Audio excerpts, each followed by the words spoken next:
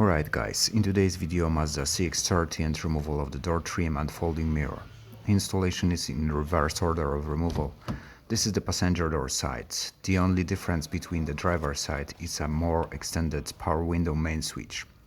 And the removal is almost the same as on the passenger side.